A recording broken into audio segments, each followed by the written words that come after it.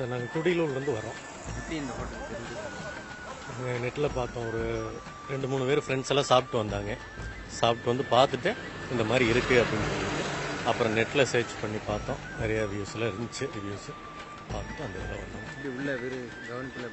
நல்லா இருந்துச்சுங்க. சொந்த வீட்டில் சாப்பிட்ற மாதிரி ஒரு கவனிப்புங்க.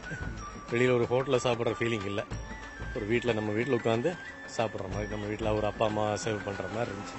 நல்லா இருக்கு. ஆமாங்க, நேற்று புக் பண்ணிட்டு வந்தேங்க. நேற்று புக் பண்ணியிருந்தோம்.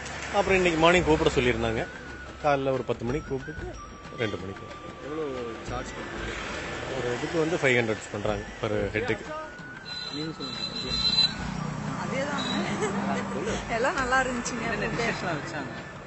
டிஷ்ஷஸ் வந்து பெப்பர் சிக்கன் வச்சாங்க, mutton fry, fish, leg piece, அப்புறம் வான்கோழி, புறா, நிறைய வெரைட்டிஸ் எல்லாம் ஃபிஷ் ஃப்ரை எல்லாமே வச்சாங்க. எல்லாம் எனக்கு லாலிபாப் பிடிச்சுங்க, ஃபிஷ்ஷு, மட்டன் ஃப்ரை, இதெல்லாம் பெப்பர் சிக்கன் இதெல்லாம் பிடிச்சி.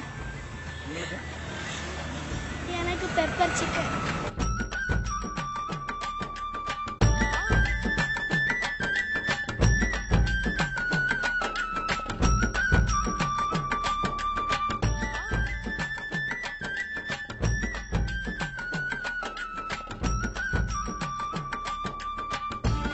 ஒரு அருமையான கிராமத்து சமையல்.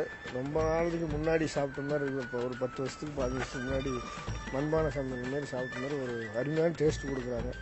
நல்ல ஒரு மரியாதையாக எல்லாமே மரியாதையாக பண்ணிகிட்டு இருக்காங்க.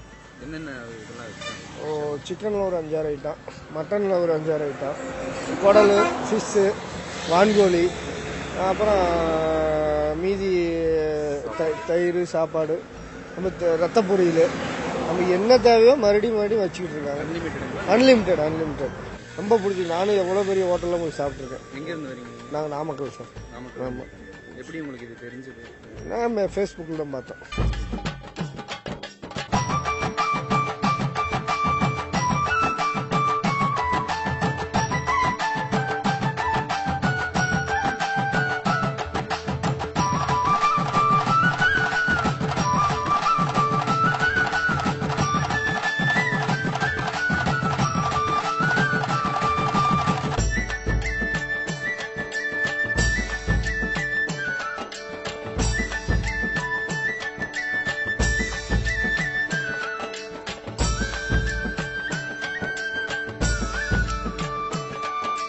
சென்னையிலேருந்து வரோம். ஃபேஸ்புக்கில் பார்த்தோம், ரொம்ப இன்ட்ரெஸ்டிங்காக இருந்துச்சு.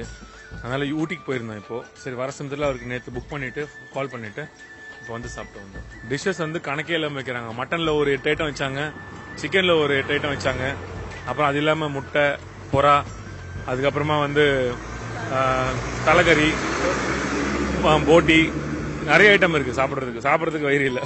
கடைசியாக அவங்க கொடுத்த அந்த தயிர் குல்கந்து கூட அவ்வளோ நல்லா இருந்துச்சு சாப்பிட்றதுக்கு.